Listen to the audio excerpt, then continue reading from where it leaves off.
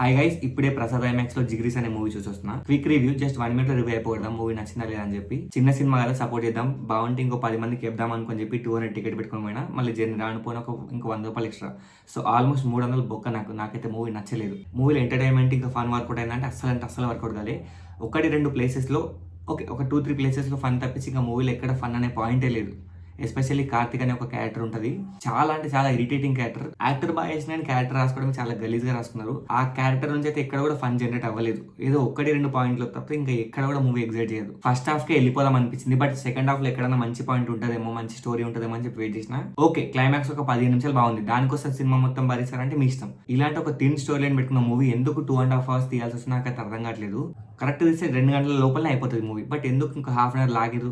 Second హాఫ్లో అయితే మామూలు లాగలేదు. నాకైతే ఎప్పుడెప్పుడు వెళ్ళిపోతాను అనిపించింది. సో నాకైతే మూవీ నచ్చలేదు. మీకు ఎవరైనా ట్రై చేద్దాం అనుకుంటే గివ్ ట్రై, మీకు నచ్చచ్చేమో. ఇది జస్ట్ షార్ట్ రివ్యూ. ఇంకా డీటెయిల్ రివ్యూ కావాలంటే నా ఛానల్కి వెళ్ళి చూసేయండి. సబ్స్క్రైబ్ చేసుకోవడం మర్చిపోదు. ఇలాంటి మంచి కంటెంట్ ఫాస్ట్ రివ్యూస్ ఇస్తూ ఉంటాను.